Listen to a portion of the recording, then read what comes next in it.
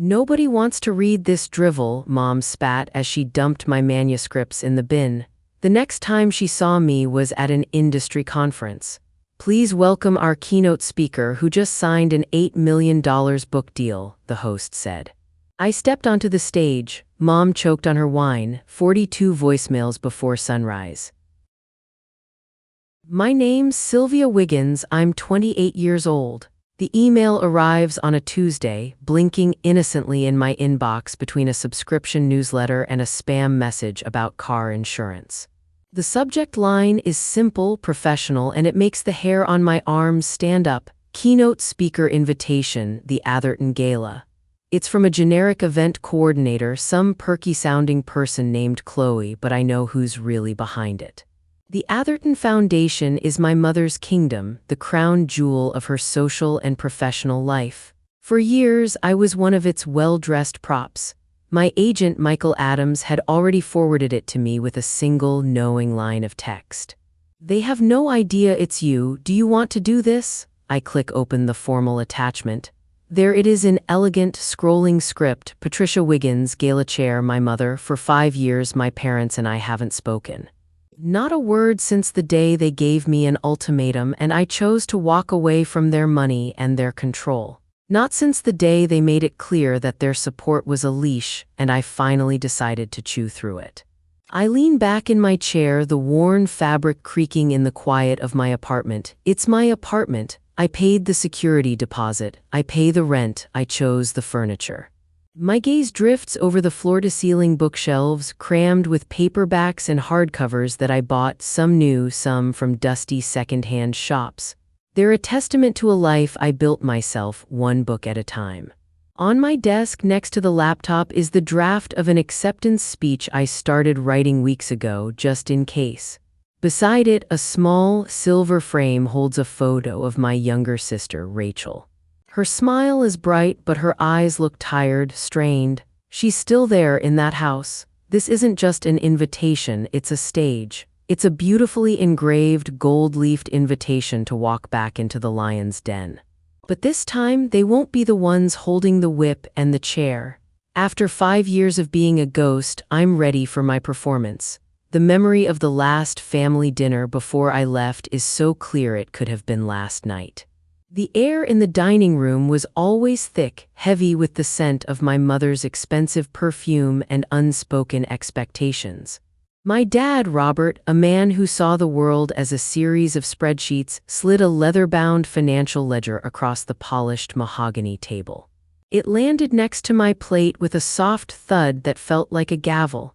"This is what we've invested in you, Sylvia," he'd said, his voice calm and level, the way it always was when he was delivering a verdict. "We expect a return." The pages were filled with neat columns of figures: tuition for my master's program, rent for my first apartment, workshop fees, even the cost of the laptop I was writing on. It was a meticulously documented list of my own indebtedness. But the return they wanted wasn't money, it was obedience, it was control. He had a list of suggested edits for the manuscript I had just finished. They weren't suggestions, of course. They were demands, all designed to sand down the rough edges of my story to make the family and by extension them look respectable, admirable, and completely unreal. My mom, sitting perfectly straight at the head of the table, insisted that I dedicate the book to her for making it all possible. Her smile was thin, a painted-on expression that didn't reach her eyes. She used a specific phrase all the time, a little verbal jab she'd perfected over the years.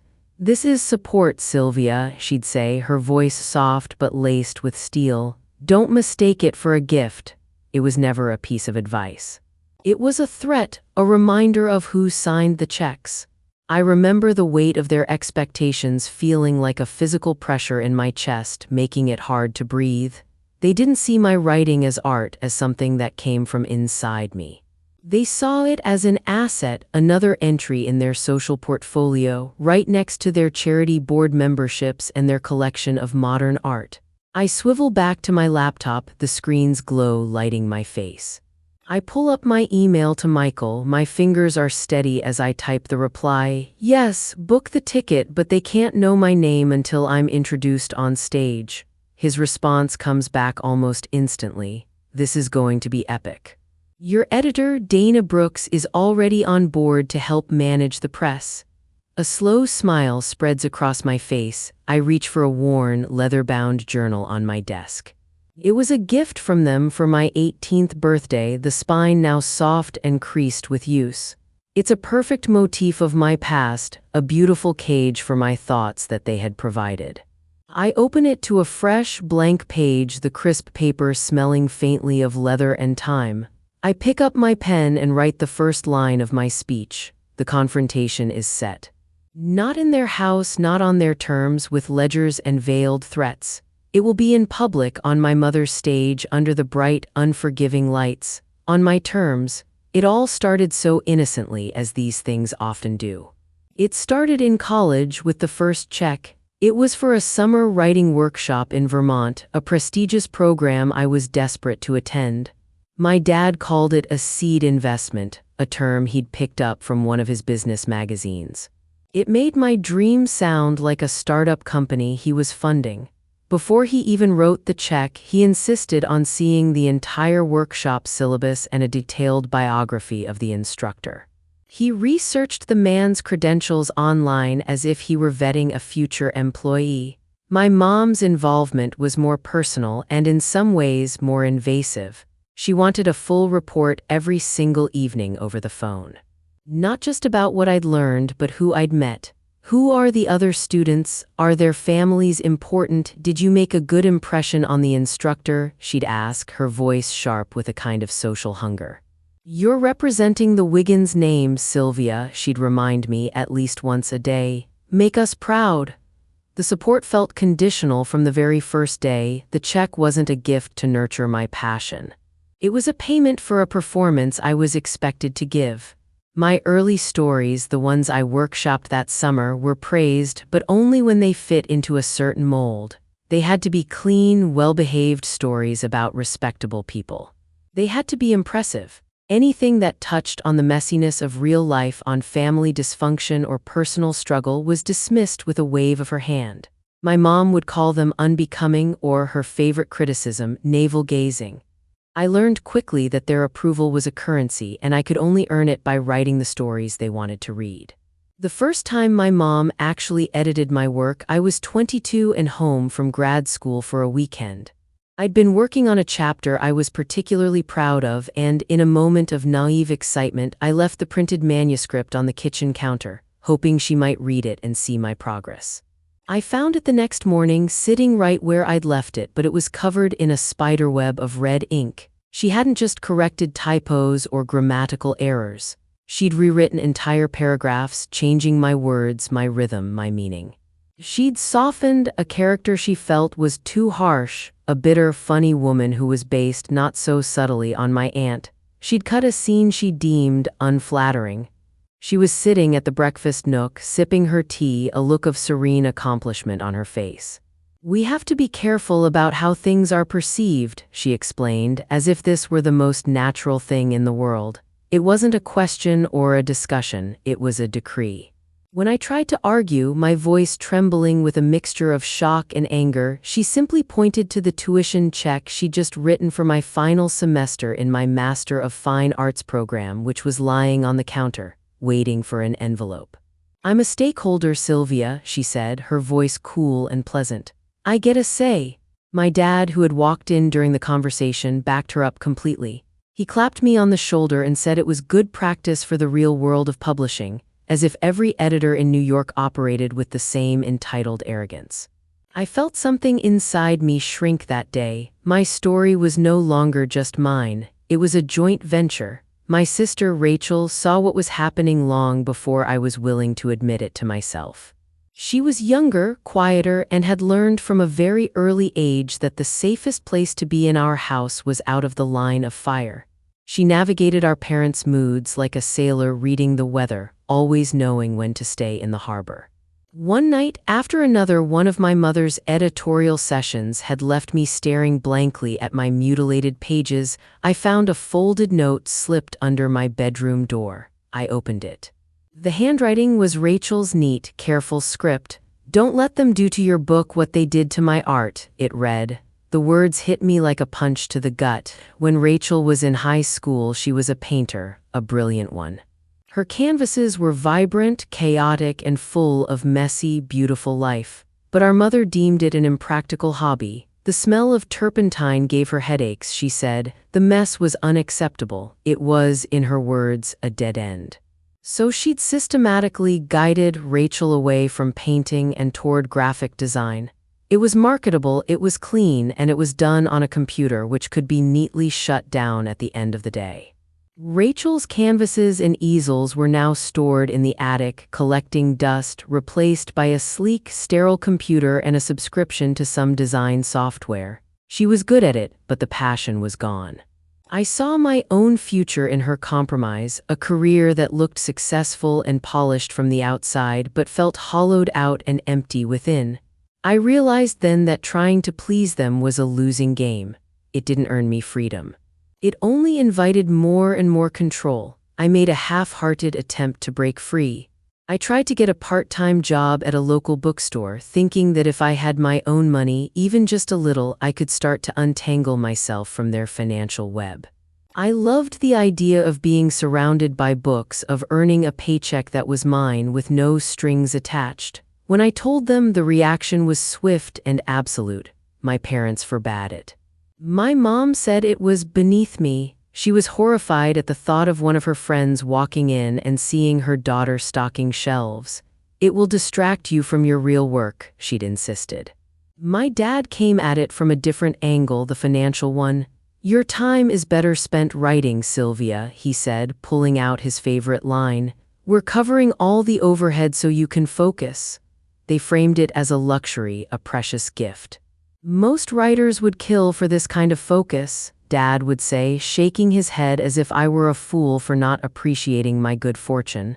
But it wasn't a gift, it was a gilded cage. Every dollar they spent was another bar, locking me in. My options were shrinking with every passing day, becoming clearer and starker. I could either write their book, the one they were commissioning with their investment, or I wouldn't be allowed to write at all. The price of their support was becoming painfully clear, my own voice. As I got deeper into my novel, the illusion of my own life began to completely dissolve. My progress was now being tracked on a color-coded spreadsheet my dad had created. It had columns for daily word count, weekly goals, and a projected completion date. It felt less like a creative endeavor and more like a manufacturing schedule. But my career development, as they called it, wasn't just about writing. It was about networking. My mom took control of my social calendar, filling it with a relentless schedule of luncheons, charity events, and cocktail parties where she could show me off. I was never introduced as a writer. I was Patricia Wiggins' daughter, the aspiring author. My role was to be charming, witty, and to parrot the carefully crafted talking points they'd given me about my upcoming work.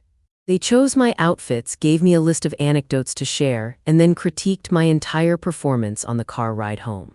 "You should have spent more time talking to Mr. Henderson. His wife is on the board of the library." Or, "You mumbled when you told that story about Vermont." One evening, feeling a brief flicker of my old self, I mentioned a darker, more experimental idea I had for a second novel to one of my mother's friends. In the car on the way home, my mom was furious. "You represent us," she hissed, her voice low and tight. "That kind of talk makes you sound unstable. It makes me look bad." My life was no longer my own. It was a public relations campaign for the Wiggins family brand. Then came a small, apparent victory. A well-respected literary magazine accepted one of my short stories for publication. It was the first piece of mine they had accepted without any of my parents' meddling. I was ecstatic, floating on air for a few hours. Before I could even properly celebrate, my mom was on the phone. The editor of the magazine was a casual acquaintance of hers, someone she played tennis with occasionally. Without asking me, she suggested they add a line to my author bio. When the magazine came out, I saw it in print, a hot wave of shame washing over me. There was my name, my story, and then the bio. Sylvia Wiggins comes from a family deeply committed to the arts. To make matters worse, she had told the editor that the story, a melancholy piece about two lonely people in a city, was inspired by a happy family vacation we'd taken to Italy, which was a complete and utter lie. My work, my name, but it was her narrative. When I confronted her, she looked at me with genuine confusion, as if she couldn't possibly understand why I was upset. "I'm helping you build your platform, Sylvia," she said, her voice dripping with condescension. "This is how the world works." Before I could argue further, my dad came in and casually mentioned the new laptop they just bought me, the one with the faster processor for my important work. "A little gratitude is in order," he said, ending the conversation. My small victory had been completely co-opted, twisted into another testament to their generosity and influence. The pressure to produce a marketable novel, one that would justify their investment, intensified. My dad started talking about my writing in terms of profit centers and brand synergy. He sounded like he was planning a corporate merger, not a work of art. He vetoed a writing retreat I wanted to attend in the mountains because the main instructor was an experimental poet he considered too avant-garde and not a good brand fit for me. Instead, he paid for me to attend a weekend business-oriented workshop in the city called How to Monetize Your Creative Passion. I spent 2 days learning about social media engagement and search engine optimization while my novel gathered dust. My credit card statements, which were sent to their house, were reviewed by him every month. Any purchase he deemed frivolous was questioned. A night at the movies with my friend Grace, who I'd known since high school, was an unproductive use of time and resources. A new pair of jeans was an unnecessary expense. Grace was the only one who saw it for what it was. During one of our rare coffee dates, she looked at me over her cup and said it bluntly, "This isn't support, Syl, it's a hostile takeover." She was right. The stakes were getting sharper. This wasn't just about a book anymore. It was about my soul. Then I started dating someone. His name was Leo, a musician I met at a friend's party. He was kind, incredibly creative, and completely unimpressed by my family's money or their name. He was the first person in a long time who saw me, just me, not the aspiring author extension of my parents. They, of course, saw him as a direct threat to their control. My mom immediately labeled him unambitious because he played in clubs at night instead of working a 9-to-5 job. My dad, I found out later, actually ran a background check on him. They started scheduling mandatory family dinners on the nights I was supposed to see him, creating conflicts they knew I couldn't easily win. When I did bring him to the house, they'd make passive-aggressive comments about his financial instability and what they called his bohemian lifestyle. The final straw was when my dad, in a gesture he framed as generous, offered Leo a low-level job at his investment company. He called it a way to get serious about his future. But we both knew what it was, an attempt to own him too, to put him on the payroll and bring him under their control. The relationship crumbled under the constant, suffocating pressure. He was another thing I loved that they had to either own or destroy. I was being systematically isolated, walled off from anyone or anything that might give me a world outside of them. I finally finished a full draft of my novel. It was dark, it was complicated, and it was deeply personal. It was the truest thing I had ever written, filled with all the shadows and uncomfortable truths I'd been forced to suppress for years. In a final, desperate act of hope, I gave it to my parents. I think a small part of me, the part that was still a daughter wanting her parents' approval, believed that if they just saw the work, the sheer effort and heart I'd poured onto the page, they would finally understand. They read it in a single weekend. On Sunday evening, they summoned me to the study for a meeting. The room was silent except for the ticking of the grandfather clock in the corner. My dad sat behind his enormous desk, my manuscript in front of him next to a yellow legal pad filled with his handwriting. He had a list of non-negotiable changes. The ending was too bleak, he declared. The main character, a woman struggling to find her own voice, was unlikable. And the thinly veiled allusions to our own family dynamics were, in his words, an act of betrayal. My mom stood by the fireplace, her arms crossed, her face a mask of ice-cold fury.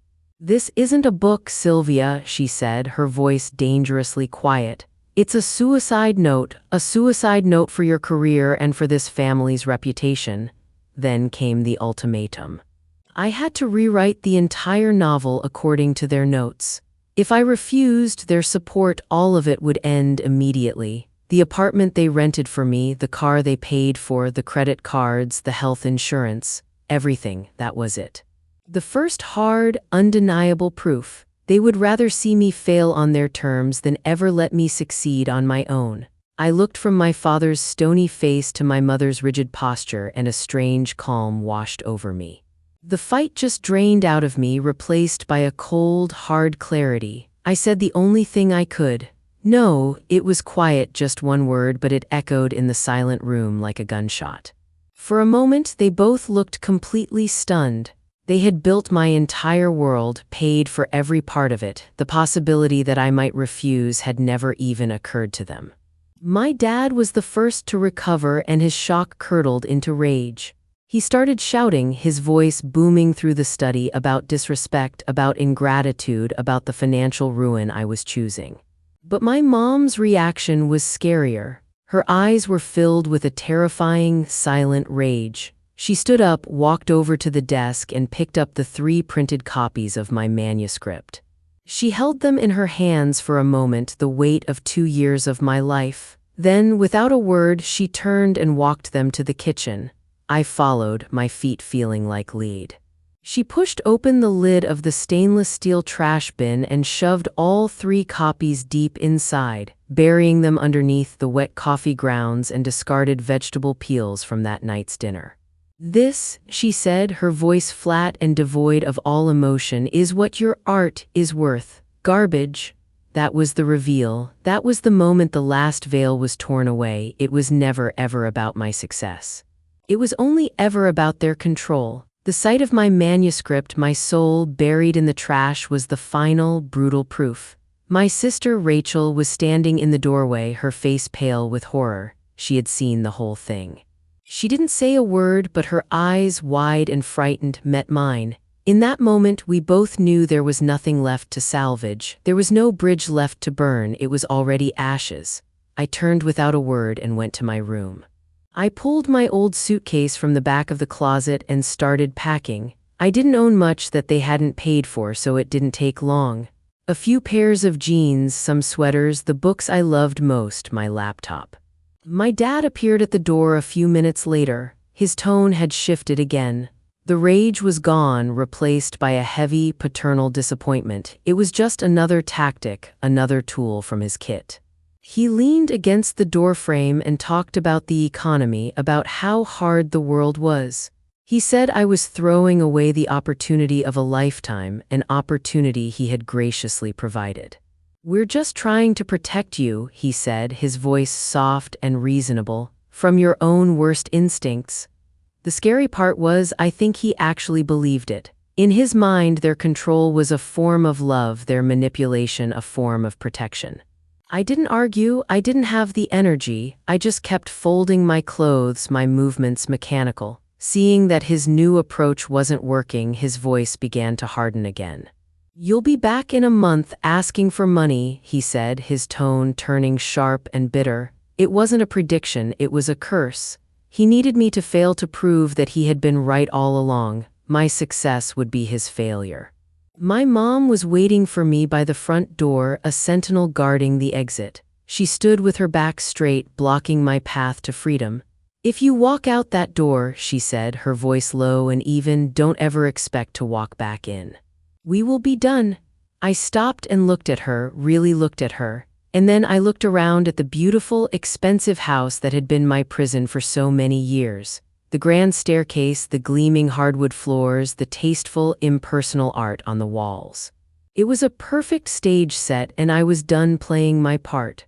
My only ticking clock now was the small amount of cash in my wallet, a few $100s I'd secretly saved from birthday checks over the years. It wouldn't last long, but it had to be enough. I realized I didn't need to fight them anymore. I didn't need to win an argument, I just needed to leave. I know, I said. My voice was quiet, but it was my own. I stepped around her, my suitcase bumping softly against the doorframe. I didn't look back. The heavy oak door clicked shut behind me, the sound final and absolute. That was the pivot. I was standing on the curb in the dark with no plan, almost no money, and a single, battered suitcase. But for the first time in years, I had my story back. It was mine. I stood on the street corner under the flickering orange glow of a streetlight, the reality of my situation crashing down on me like a physical wave. My suitcase felt impossibly heavy. I had about $400 to my name, no car, no job, and no place to live. The chilly night air felt thin in my lungs. My parents probably expected me to circle the block, the weight of my foolishness crushing me, and come crawling back to the front door, ready to apologize and accept their terms. But standing there with the sound of distant traffic as my only companion, a major truth flipped inside me. Surviving wasn't enough. Just getting by, waiting tables until I ran out of steam wasn't the point. I had to prove them wrong. My goal was no longer just to be a writer, it was to become a successful writer entirely on my own terms. I pulled out my phone, its screen a bright rectangle in the darkness. I scrolled through my contacts, my thumb hovering over the names of family friends, cousins, aunts, all people who would immediately report back to my parents.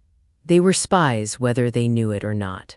With a grim sense of finality, I found my parents' numbers and deleted them.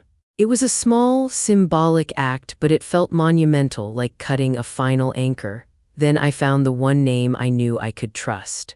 I pressed the call button next to the name of my friend, Grace. My voice shook as I said the words I never thought I'd have to say. Grace, I left. I have nowhere to go. Grace didn't ask questions.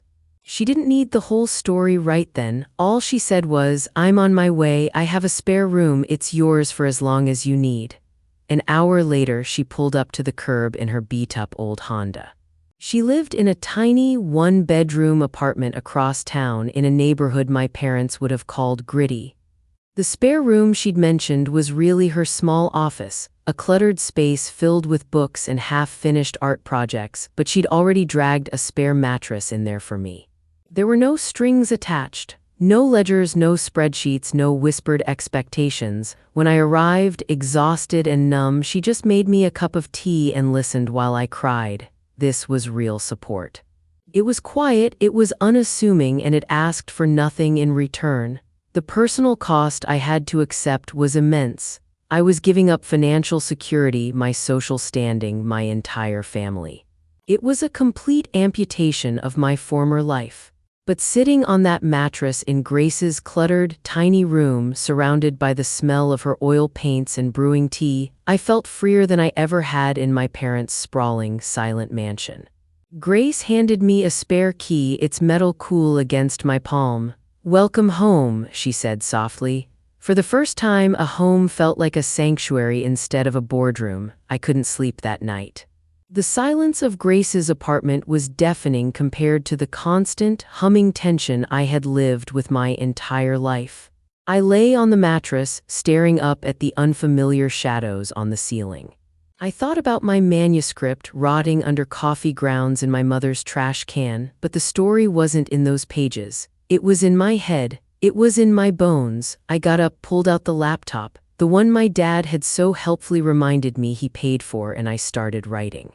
In the dark of that tiny, borrowed room, I made a vow to myself. I would rewrite the entire book from scratch. It wouldn't be the same book, it would be better, it would be sharper, fiercer, and more honest than the version they had rejected. I would not change a single word to make my family more comfortable. I would not soften a single character to protect their reputation. This was my irreversible choice. I wasn't just running away from them. I was running toward my work, toward my own voice. My goal was restated in bolder, more terrifying terms. I will not just finish this book, I will get it published. I will build a life so successful and so completely my own that they can never again claim they made me. The very next morning, the grind began. I walked to a corner store and bought a cheap burner phone with a new number. My old phone was a tracking device, a direct line for their influence to seep back into my life. I started applying for jobs, any job. I walked up and down the main street, filling out applications for barista positions, waitressing gigs, and retail clerk openings. Grace, a saint in a faded band t-shirt, helped me write a resume that conveniently left out my master's degree and my cushy background. I landed a job waiting tables at a 24-hour diner called the Night Owl. The hours were brutal, the pay was terrible, and my feet ached constantly. But every single dollar I earned, every crumpled bill I smoothed out and put in my pocket at the end of a long shift, felt more valuable than the thousands my parents had ever given me. It was mine. I wrote on my 30-minute breaks, scribbling in a notebook while perched on an upturned milk crate in the alley behind the kitchen. I wrote on the long bus ride home, the city lights blurring past the grimy window. I wrote late at night when I finally got back to Grace's apartment, my body buzzing with exhaustion until the words started to swim on the screen. My hands constantly smelled like coffee and grease, but the pages started to fill up again. I was terrified, I was exhausted, and I was completely, utterly alone. But for the first time in my life, I was the author of my own story. The smear started as a gentle hum, like a refrigerator you don't notice until the room goes quiet. I came home from a double shift at the diner, shoes sticky from old syrup on the floor, and found Grace on the couch with her phone to her ear. Her eyes met mine and she mouthed, "Aunt Carol." She held up a finger. I could hear Carol even from across the room, that practiced voice she used at family weddings and funerals. "She's having a breakdown," she said, syrupy sweet. "We're all very worried, it's just a phase." "She needs her mother." Grace closed her eyes and said, slow and even, "She's fine, Carol." She listened, jaw tight. "No, she's not a danger to herself, she's working. She's writing." She pulled the phone away and pressed the speaker button so I could hear. "You don't understand the pressure she's under," Carol said. "Patricia has been so supportive. Sylvia always had episodes. She'll come home once she calms down, but we need to know where she is. We can help, we can mediate." "Mediate," Grace repeated, like the word had a bad taste. "There's nothing to mediate." "She's an adult," Carol sighed, a long performance. "If we can just confirm she's safe, you can even give me a hint. I'll keep it between us." Grace hung up. The apartment hummed back to life. For a second, I saw her hand shake. She dropped the phone on the coffee table and blew out a breath. "I'm sorry, I know you said they might try. I didn't think she'd talk to me like I was a nurse at a hospital." My burner phone started buzzing later, unknown numbers lighting the screen like it was New Year's Eve. The voicemails piled up. "Your mother is worried sick," an aunt said in a hushed whisper like she was in a church. "Your father says you've been making rash choices." A cousin texted, "Family dinner's not the same without you. Come home, get a reset." It wasn't about concern, it was about pulling the puppet back by the strings. I heard from a former neighbor too, a woman who loved to gossip. "Your mom says you're on an extended, unstructured writing retreat. So exciting." "Is it in the mountains?" She dotted her message with little hearts. An extended, unstructured writing retreat. I said the words out loud to myself as I scrubbed coffee stains off my apron in our tiny sink.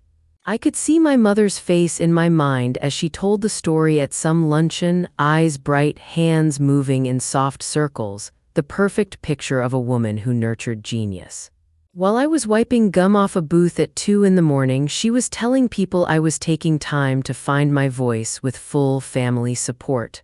The lie made the air taste metallic. The story of my life had been stolen and replaced, again. I wanted to text every person who wrote me and say, "No one paid for this. No one helped me carry my suitcase down the steps. No one is boiling water for tea while I cry except my friend who wants nothing in return." But I knew if I argued, I'd only lend energy to their version. So I put my phone face down, pressed my palms to the cool countertop, and breathed until my ribs loosened. I didn't reply to anyone. Their words buzzed around me, a swarm I refused to swat at. Let them tire themselves out. Mark reached out a week later. He's my cousin, 2 years older, the one who used to slip me candy at reunions when I was little and roll his eyes with me when the toasts got long. I met him at a coffee shop near the bus station because he said he had a gift to drop off from his mom. It sounded harmless enough, and part of me wanted to see a piece of my past that wasn't covered in frost. He stood when I walked in, tall and rumpled, with the same kind eyes I remembered. He held out a paper bag that crinkled. Inside were homemade cookies from my Aunt Linda, his mom.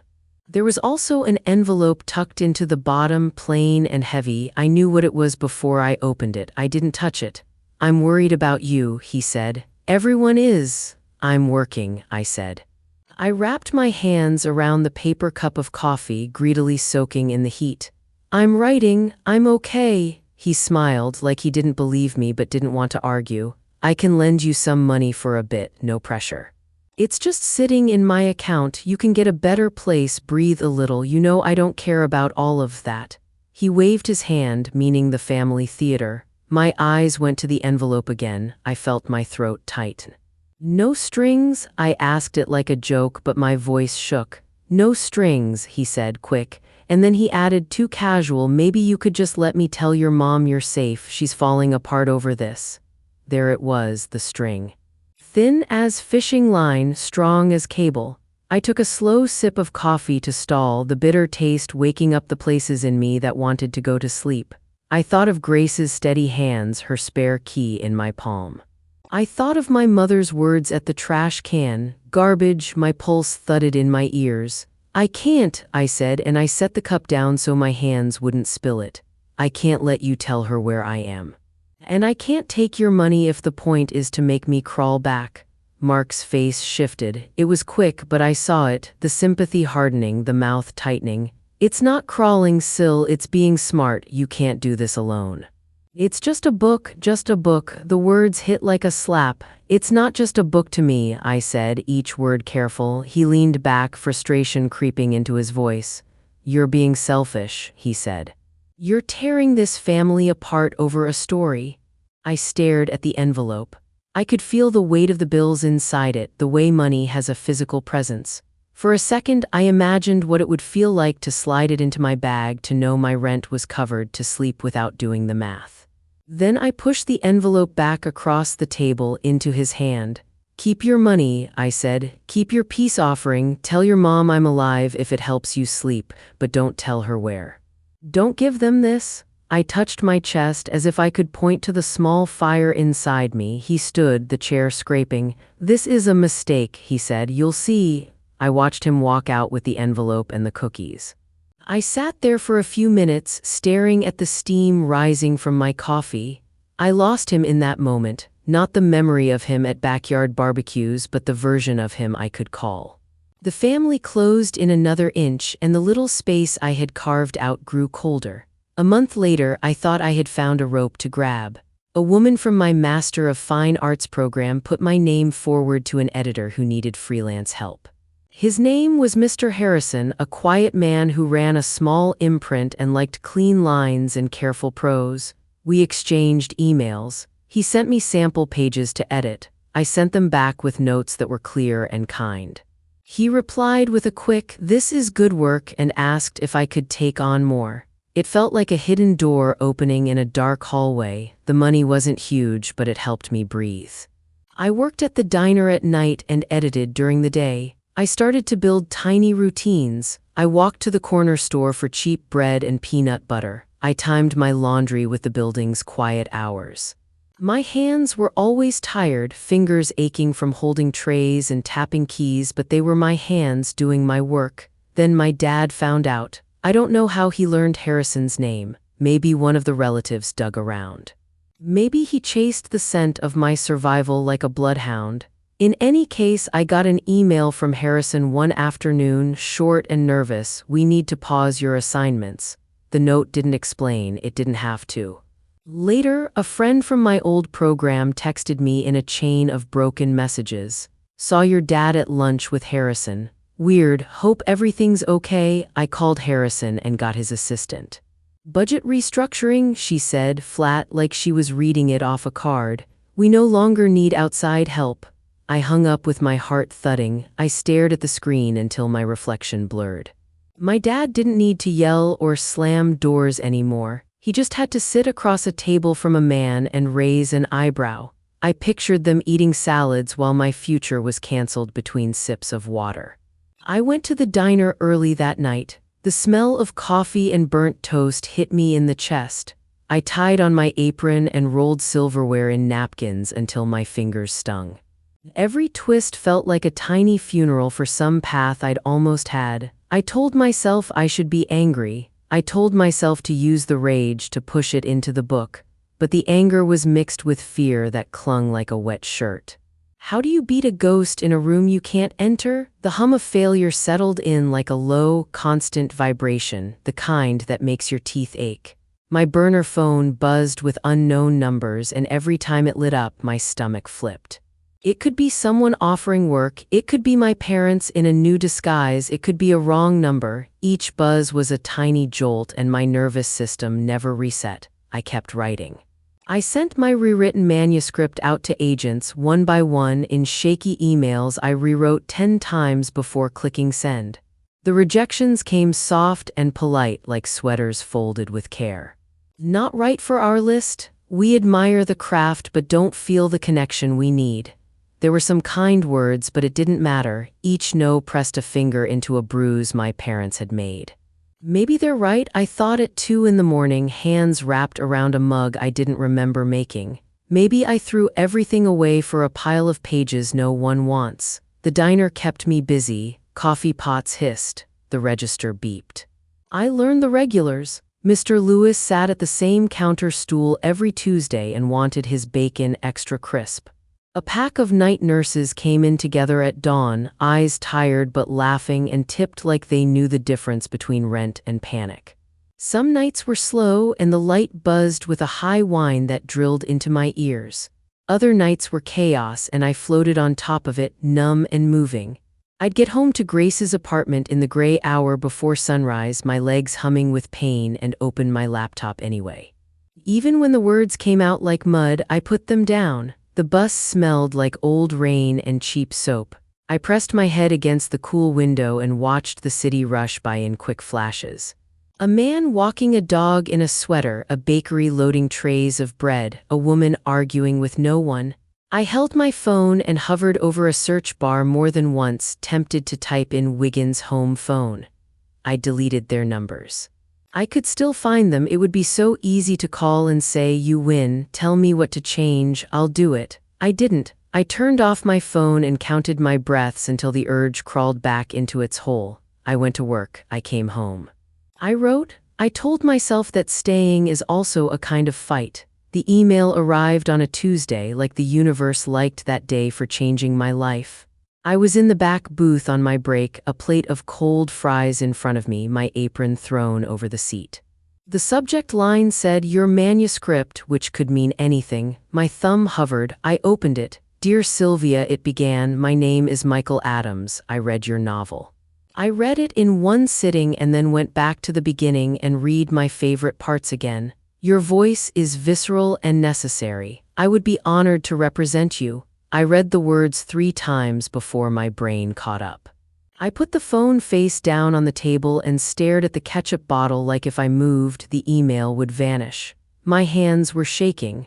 My eyes burned. The diner slid in and out of focus around me. Someone's fork clinked against a plate. The air smelled like onions and coffee. I picked the phone back up.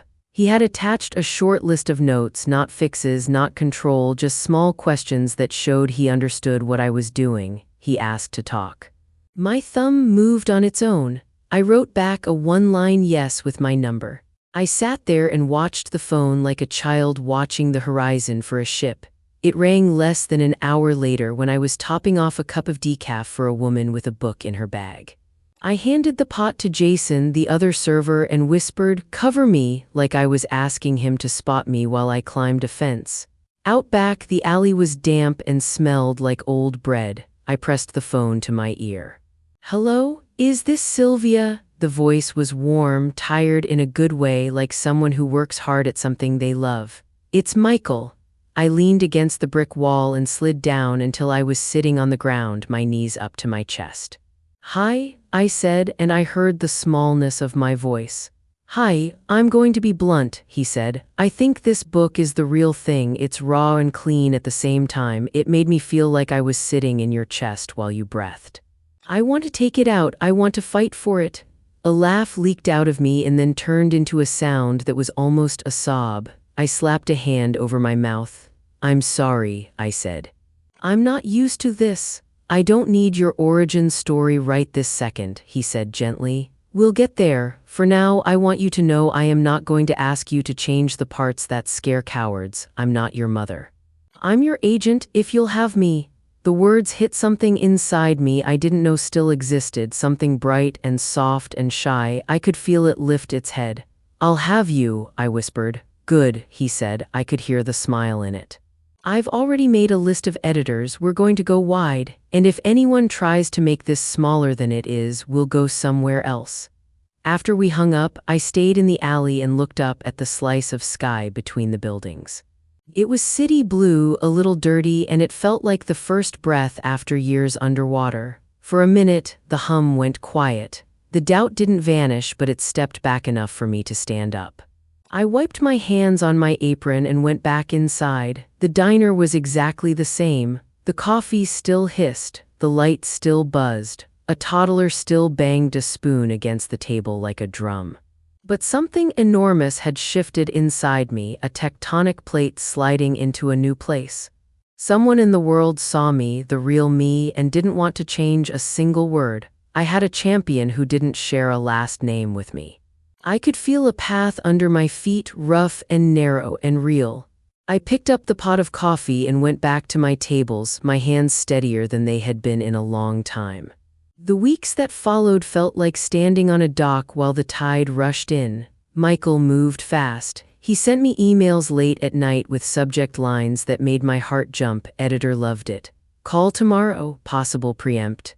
I learned the rhythm of his world without learning any fancy terms. All I needed to know was this: more than one big house wanted my book, and they were trading numbers and promises like people at an auction, raising little paddles I couldn't see. It should have made me giddy. Sometimes it did. I'd be pouring coffee and a bubble of laughter would rise up out of nowhere. Other times, shame crawled up my neck for laughing at all. In the quiet moments, on the bus, in the shower, folding my one nice dress, the voices came in like fog. "You're not good enough. This is a fluke. Someone made a mistake. They'll figure it out and you'll look foolish." They sounded like me, but they were built in my mother's voice, sanded with my father's patience. Why should I believe strangers saw something real if the people who raised me said I had nothing without them? On one call, Michael said, "I don't want to jinx it, but we're in rare air. I need you to trust me." "I do," I said. The words came out of a mouth that wasn't sure. "Any questions? Any fear you want me to shoot down?" His tone made space for it, like he knew there was a creature under the bed. I almost asked him if he was sure they weren't secretly laughing at me on these calls, if he was sure my sentences were as strong as he said. Instead, I asked about commas. I focused on the smallest things. It was easier than saying, "I'm scared you're wrong about me." When he hung up, I stared at the ceiling above my bed and felt like I was back in my parents' study waiting to be graded. I kept trying to borrow their praise and fit it over my shoulders, but it slid off every time. I understood something painful. The deepest trap wasn't my lack of money. It was the doubt they had planted in me so carefully I had started watering it myself. My parents didn't have to stand in my way if they could live inside my head. To really be free, I would have to face that echo and call it what it was. Theirs, not mine. 2 days before the final round, everything sped up. Michael said the frontrunner was a big, respected house, the kind that made books into events. The editor's name was Dana Brooks. He liked how she talked about the story. "She's not in love with the shine," he said. "She's in love with the guts." I walked to work with a lightness that felt illegal. I kept the good news to myself like a small bird I was afraid to let out of my hands.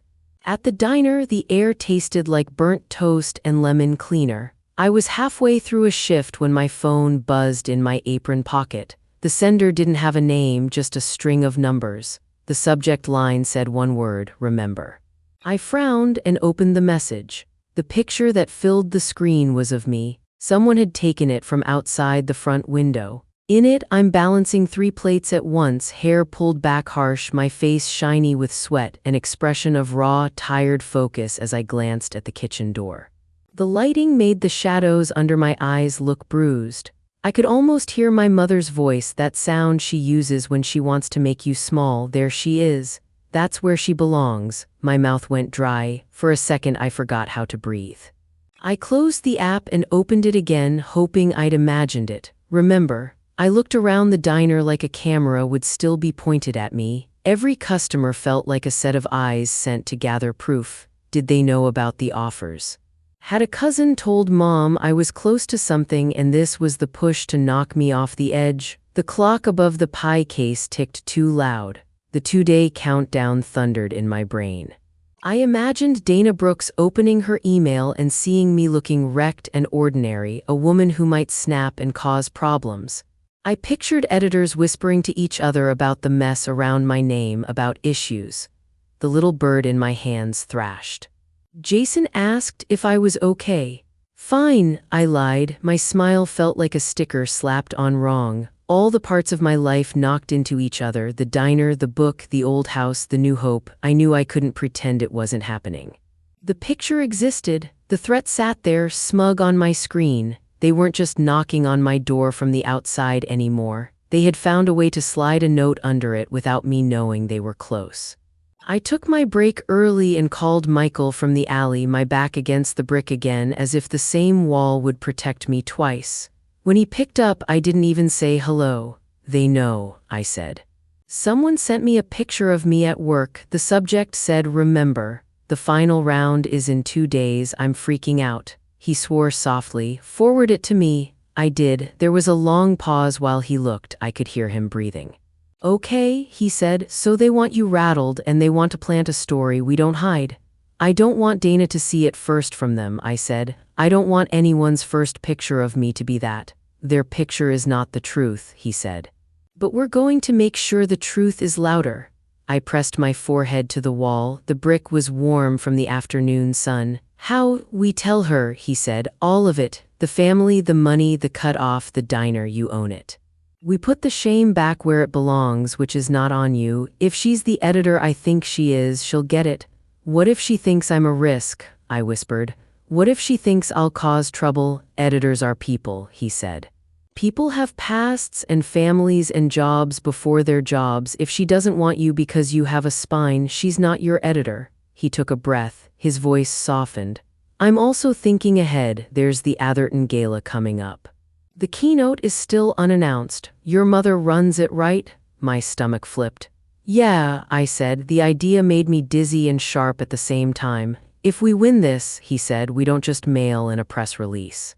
We walk right onto her stage and make sure the story is yours. I'll talk to the organizer. If we can keep your name quiet until the last second, let's do it. But first, call Dana with me on the line." Today, I thought of my mom's face under the lights talking about nurturing new voices. I thought of me stepping into that glow, my name lifting like a dare. It was wild and a little cruel. I wasn't sure I had that much fire in me. Then I remembered the picture, my tired face like a crime scene. The anger that rose up felt clean. "Okay," I said, "we tell Dana, we don't hide. And we plan for the stage." My hands were sweating when we set up the video call with Dana Brooks. I had changed out of my apron and shoved a comb through my hair. Grace tidied the corner behind me, moving a stack of art magazines and a plant so it looked less like the small room it was. Then she touched my shoulder and mouthed, "You've got this." I nodded like I believed it. Dana appeared on the screen in a sunlit office with books stacked in lazy towers. She had kind eyes, the kind that look for what's real. "Sylvia," she said. "Michael, I've been waiting for this." My throat was tight. "Before anything, I want to tell you something," I said, and I launched into it. No dramatic pauses, no careful framing. I told her about my parents' checks and edits, the ultimatum, the way they cut me off, the diner, the picture with the word "remember." I didn't try to make myself look brave. I just said what happened. At the end, my voice shook once. I didn't apologize for that, and I didn't fill the silence that followed. Dana nodded slowly like she was stitching something together in her mind. "Thank you," she said. "I am so sorry you went through that. I won't pretend I don't have a family of my own. People who love you can still want to own you. That's not love, it's fear." She looked down for a second and then back at me. "I don't care that you waited tables. A lot of writers have done worse jobs for less money. I care about your book, and I care about whether we can work together with respect." The pressure in my chest released just enough to breathe without feeling like I was snatching air. Michael's face in the corner of the screen softened. "My offer is solid," she said. "There's a meeting with our leadership group tomorrow, but I'm backing this. We'll do this carefully and loudly. If your family tries anything, we'll ignore the noise." "I'm in." After we signed off, I put my face in my hands and let out a sound that was half laugh, half sob. Grace pulled my hands away and smiled at me like I had just run across a bridge that looked too thin to hold me. For a few hours, I floated. At the diner that night, I moved like I had a secret on my tongue that tasted sweet. Even the buzzing light sounded like a song. The fall, when it came, was fast and straight down. The day before everything was supposed to be done, my phone rang while I was walking home. Michael's name on the screen made me smile before I said hello. His voice erased it. "Don't panic," he said, which is how you start a panic. "Dana is with us, but her publisher just hit pause." I stopped on the sidewalk so hard a guy behind me bumped into my shoulder. "What does that mean?" "It means someone on their top board is close friends with your dad," he said. "Your dad called him. He didn't have to say much. He floated words like stability and hinted there could be trouble if they publish you." It spooked people. The other houses heard rumblings and started to pull out. "They don't want to fight." The word fight made my stomach turn. "So that's it?" "No," he said. "It's not dead. Dana is furious. She said she'll put her job on the line if they kill it, but right now it's stalled." The others froze because they don't want heat. "We're in a holding pattern made of fear." He sighed. "I'm sorry." I stared at a crack in the sidewalk. An ant crawled along it like it was a canyon. The heat of the day lifted off the concrete. I could smell hot trash from a can on the curb. "He did it again," I said. My voice sounded small in the street noise. He moved his hand and the floor fell away. "I'm not giving up," Michael said. "We've come too far. Give me a little time." After we hung up, I didn't move. People flowed around me like water around a rock. I felt like the picture in that email again, my hair pulled tight, my face tired, only now there was a new layer. The part of me that had dared to believe was bright with shame. I thought of calling Mom to say congratulations. I thought of telling Dad he won. I didn't call anyone. I went home and lay on my bed staring at the ceiling until it blurred. Grace came in, sat on the edge of the mattress and stroked my hair back like I was a kid. "Talk to me," she said. "There's nothing to say," I whispered. He reached across town and turned off the lights. Like flipping a switch. I heard my own bitterness and it scared me because it sounded like my mother's worst days, all sharp edges and poison. I didn't answer Michael's texts that afternoon.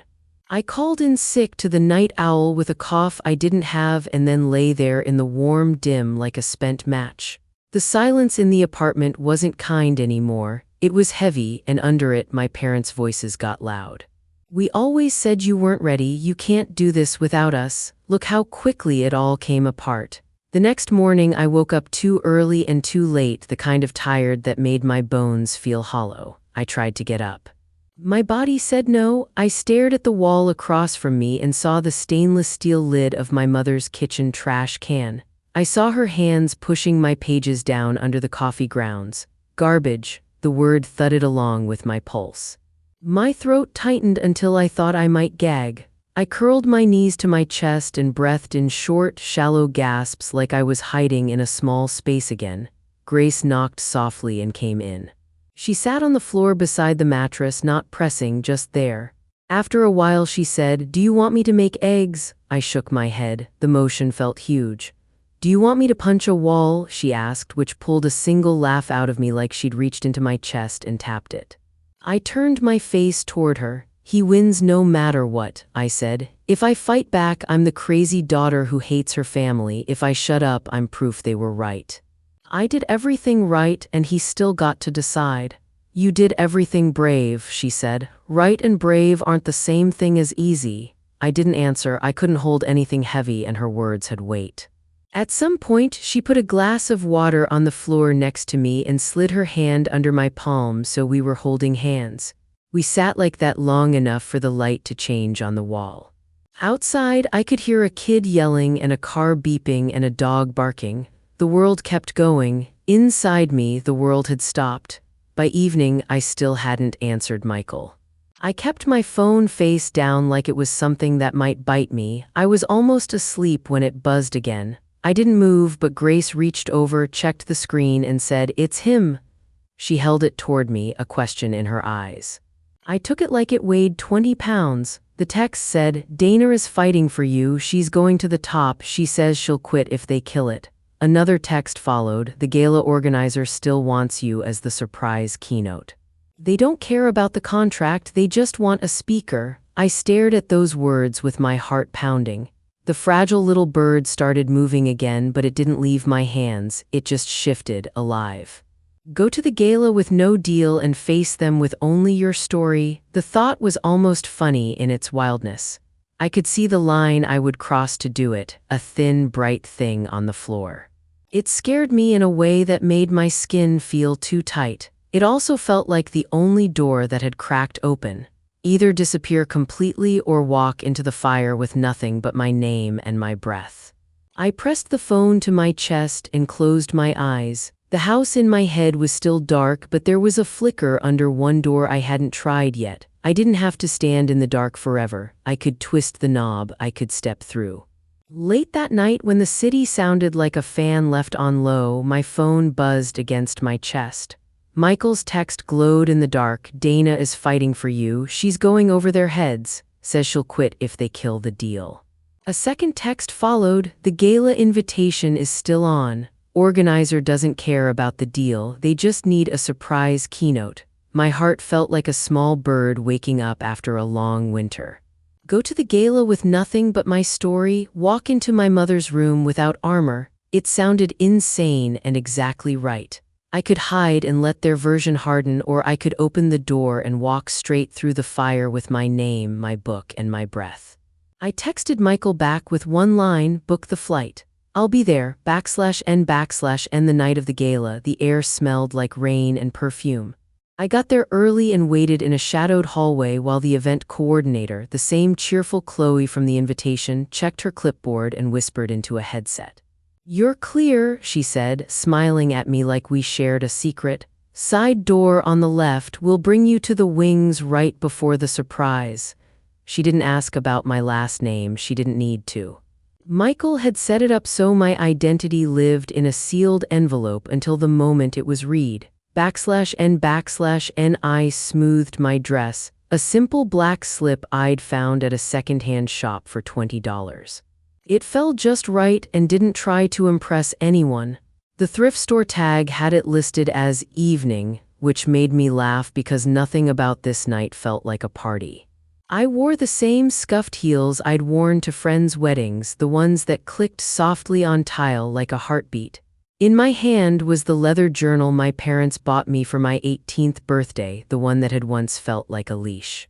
I had filled it with my own notes now, words that were sharp and clean and mine. /n/n from the wings of the stage, the room looked like a lake of jewels. People glittered in their seats while a soft gold light washed over them. I saw my parents almost immediately because they were where the light was brightest. Mom stood near the front with that perfect posture she had trained into me as a kid, her hair glossy, her smile wide and practiced. Dad was beside her, handshake after handshake, the kind of calm that makes people think you're in charge of the weather. /n/n Aunt Carol's laugh cut through the room, high and bright. She leaned in toward a cluster of women, hand on one of their sleeves, nodding at something with moist eyes. I knew that move. She was probably telling them how family is everything, how we must always come back to the table. A violinist in the corner slid his bow across strings and soft music climbed up to the chandeliers. /n/n on stage, Mom took the microphone. The crowd settled, the hush thick and sweet. Tonight, she said, drawing out the word, we celebrate nurturing new voices. I rolled the words over in my head like they might crack, nurturing new voices. I clutched the leather journal harder and let the irony pass through me without stopping, /n/n I took a breath that reached my stomach. My heart wasn't galloping, it was steady. This wasn't their territory anymore. It was a stage. I knew stages. I had waited tables long enough to understand timing, and I had stood in so many rooms pretending to be someone that telling the truth suddenly felt like rest. When Chloe squeezed my arm and whispered, "Ready?" I nodded. I was /n/n. Mom finished her speech and handed the microphone to the master of ceremonies, a man in a tux with a face that made people trust him. He shuffled note cards with a little flourish. "And now," he said, smiling out at the sea of faces, "for our surprise keynote. An author whose recent debut novel sparked a massive industry bidding war, landing one of the biggest deals of the year." The room murmured and my skin prickled. The master of ceremonies lifted the last card. "Please welcome Sylvia Wiggins, /n/n." My name came out round and smooth and then bounced around the hall like a ball. I stepped into the light. Time did that strange thing where it both slowed and sped up. I watched my parents' faces in a clean, clear rush. Mom's smile paused like a song skipping, then it cracked. Her eyes tried to rearrange the facts and failed. Dad's face iced over, the expression he wears when a number on a page doesn't add up. He blinked like he needed to clear dust from his vision. /n/n. I walked across the stage, the room a ripple of confusion that turned into surprise and then into applause. It started polite and then grew as recognition traveled row by row. I didn't look at Aunt Carol, but I heard her clap, sharp and fast, the way you clap at a show when you're not sure of the ending. /n/n. Just before I reached the podium, my phone buzzed in the small clutch tucked under my arm. I never bring my phone on a stage. That night I glanced down, quick and disbelieving. It was a text from Michael. "Dana did it. We have a deal. $8 million. Go get /n/n." The words lit up my whole body. It wasn't the number, though that number could build a life and a spine. It was the fact that after all the pauses and threats, the answer was yes. The deal had cracked through the wall my parents built and stood clean on the other side. I slid the phone back into my clutch and put my hands on the edges of the podium. The microphone hummed softly. The room leaned toward me, /n/n. I took in the sight of them, not as a hungry daughter craving nods, but as a writer about to tell the truth. I made eye contact with my parents. Their faces were careful now, the public mask back on, smiles glued in place for the cameras I could feel swiveling in our direction. I didn't feel anger rise up in me. I felt the calm you get when you finally set down something you've been carrying too long, /n/n. Good evening, I said. My voice came out steady. When I was little, I learned to read before I learned to ride a bike. Words were safer than asphalt. A small ripple of laughter rolled through the crowd. I grew up in rooms like this. Looking back, I realized the rooms taught me something I had to unlearn. That a story is only worth telling if it makes everyone comfortable. I let that hang for a second. I could feel Mom stiffen without looking at her, /n/n. I'm here because I stopped making comfort my goal, I said. I'm here because sometimes the truest thing you can do is write the story that scares you, the one that risks the room. I glanced down at the leather journal, then back up. When I ran out of money, I kept writing. When I ran out of approval, I kept writing. And when the people who said they loved me tried to trade help for ownership, I learned the difference between a leash and a hand. /n/n. A couple in the third row exchanged a look. I didn't push, I didn't name anyone, I didn't list the nights I cried or the trash can or the way a person can smile while they break you apart. I didn't need to. The shape of it was clear without the details, /n/n. I want to thank the people who showed me what real support looks like, I said, and I smiled because those names were easy. Grace Nolan, who opened her home and her heart and asked for nothing in return. My agent, Michael Adams, who fought for my book like it was a person. and my editor, Dana Brooks, who saw what the story was and promised to keep it whole. They made me feel safe enough to be brave. I felt the power in those words move through me, through the room, /n/n. I lifted my eyes and found Mom. Her smile was tight enough to crack a crown. Dad's jaw worked once, twice. The cameras drank it all in, the soft lighting turning everything beautiful, even tension. I kept my voice gentle, /n/n. My mother used to say, this is support. Don't mistake it for a gift. My eyes met hers like a touch, not a shove. I've learned something different. Support is not a debt to be repaid, it's a gift that asks for nothing in return. Quiet spread through the hall, a deep kind of listening, /n/n. I finished simply. To anyone in this room who's been handed a script that doesn't fit, write your own. You're not obligated to play a part that makes you disappear. I stepped back. For a heartbeat, the room held its breath with me. Then the applause came like rain after a long, dry summer. People stood, chairs scraped, hands smacked the air and faces opened. I didn't look at my parents as I turned. I didn't need to. I could feel the heat of their rage even through their smiles, and I could feel something else too. The moment when their story lost its grip on me, /n/n. I didn't stay for the handshakes or the cameras or the last sip of white wine. As soon as the master of ceremonies took the mic back and made a joke about my book breaking hearts and sales records, I moved. Chloe met me backstage and pressed a hand against my arm. You were wonderful, she whispered, like she was afraid to be heard saying the truth in a house built on poise, /n/n. Outside, the night air felt honest. My driver idled at the curb, one hand drumming on the steering wheel to a song only he could hear. I slipped into the back seat and shut the door. The inside of the car smelled like pine and something sweet. My phone had been on silent since I put it back in my clutch. I turned it face up on my lap as the car pulled away from the venue, /n/n. The screen lit up and kept lighting. New voicemail, new voicemail, new voicemail. They stacked one on top of the other like cards in a trick. The number ticked up, 3813. The city slid by my window, all glitter and grit. Neon signs flashed, crosswalk signals blinked their steady rhythm. A group of teenagers laughed too loud at something I couldn't hear. I tapped the speaker and pressed play, /n/n. The first voice was Mom's. She didn't scream. She didn't need to. How dare you embarrass me like that, she said, each word sharp. After everything we did for you, I had a flash of a perfect white plate, tiny crumbs at the edge, and a hand wiping them away. She continued, dropping her voice to that soft, dangerous tone she saved for punishments.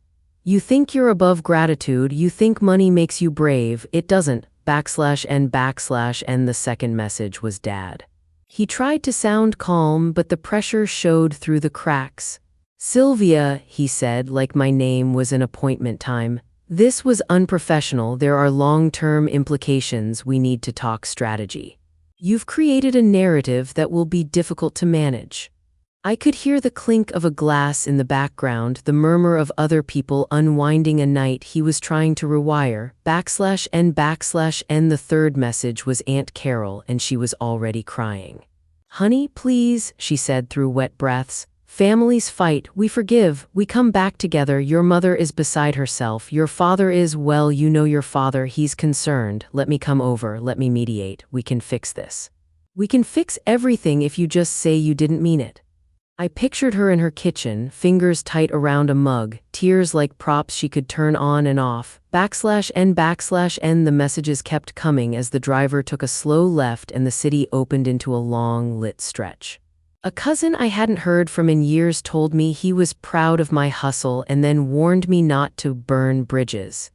A family friend's voice was sugary and slippery at once. We always knew you had it, darling. Your mother has been your biggest cheerleader.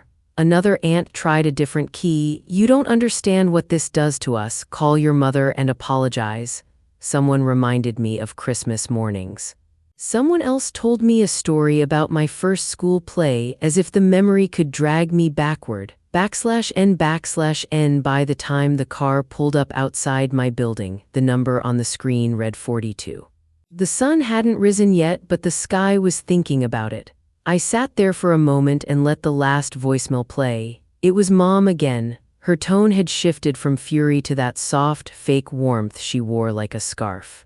"We always believed in you," she said. "You know that. You know none of this would have happened without us. We made you. Call me. /N/N." The driver cleared his throat gently. "We're here," he said. I nodded and slid him a tip. The bill felt light in my hand. My building's front door glass held my reflection, the thrift store dress, the clutch, the tired eyes and steady mouth. I stood on the sidewalk and looked down at my phone one more time. 42 new messages. None of them changed the air in my lungs or the way my feet felt on the concrete. I didn't call back. I didn't text. I put my phone on silent again, slipped it into my bag and walked inside. I took the elevator up alone, the hum filling the quiet between floors, and let myself into my apartment. It smelled faintly like paper and lavender from a candle I'd burned the night before. I turned on one lamp and the room slid into a soft gold glow. This was my place. The bookshelves I'd put together with blistered thumbs, the second-hand table with a scratch across the top that looked like a comet. The couch with a squeaky spring that always announced itself when I sat too fast. The cost was sitting with me in the silence. My family was gone, not dead, not even far, all within reach of a phone, and yet a world away by choice. My choice? Their messages still ran laps in my head, all those voices changing shape, anger, guilt, sweet lies. For a long time I had believed that if I ever made it to a night like tonight, they would smile and I would be healed. I looked at my wall, plain and steady. I felt something close to grief. It wasn't for the people they were, it was for the family I once built in my head and tried to live inside. I walked to my desk. The leather journal lay open, a pen tucked inside like a spine. Next to it sat a little stack of notes for the tour my new team would plan. New team, my team. No one had told me what to write or who to thank. No one had called my book a mess that had to be saved. I traced the edge of the desk with one finger, grounding myself in wood and grain and the small scrape where I once slammed my coffee cup. The contrast to the beginning was almost funny. A few weeks ago, the email from the gala made my skin prickle because the power was still tilted toward them. Now I could feel the tilt inside me click back into place. I had said what I needed to say in public on a stage that used to terrify me. Their power over me wasn't a force of nature anymore. It was a choice I could decline. My phone buzzed once where I dropped it. I flipped it over and stared at the screen. 42 new voicemails. I could almost line them up with holidays. This is what Christmas will sound like. This is what birthdays will be. I waited for panic and instead felt only a tired kind of peace. I opened the photo frame on my desk. Rachel's face looked back at me, smile tight at the edges, eyes telling a different story. She was still in that house, still learning how to make herself small in rooms that punished big feelings. My victory felt thin as paper with her still in there. I turned the phone face down again and sat on the edge of my bed. I let my eyes close and listened to the apartment, the pipes ticking, a neighbor's laugh through the wall, a siren far away. I wasn't going to return those 42 messages. They were hooks and I wasn't bait anymore. As the sky lightened from dark blue to gray, I picked up my phone and scrolled to one number I hadn't used in too long. Rachel picked up on the first ring. "I saw it online," she whispered, like the house itself might wake up and listen. "Sylvia, are you okay?" "I'm better than okay," I said, and it was true in a steady way, not a shiny way. "But I'm worried about you." "I'm fine," she said, and the word cracked clean down the middle. I heard a soft breath like she'd covered the receiver with her hand for a second. "You don't have to explain anything," I said. "I just want you to know what I didn't get when I needed it. I have a spare room. It's yours whenever you want it. No questions, no speeches, no trade. If you need money for a train or an Uber or a box of paints, you have it. No strings. If you need me to come get you at 2 in the morning, I will. You can bring nothing or you can bring everything. You won't owe me for breathing." There was a long quiet on the line. I heard a clock somewhere in her background, slow and even. Then she let out a sound that was half laugh, half sob, the sound a body makes when it finds a door it didn't expect. "Okay," she said, small and brave at once. "Okay, I love you," I said. "I love you too," she whispered. "I'll text you when I can." We hung up and I saved her number to my favorites.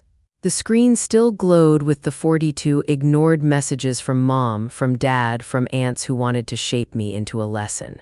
I slid the phone into the drawer of my nightstand and left it there. I opened the blinds a little and watched the thin slice of morning widen until it found the corners of my room. I breathed in the quiet and felt the line between love and control become bright as day. Family can be complicated and control isn't love. If my story hit close to home, share your experience in the comments. Don't forget to subscribe if you want more first-person revenge stories. There's a whole playlist waiting for you. Thanks for listening.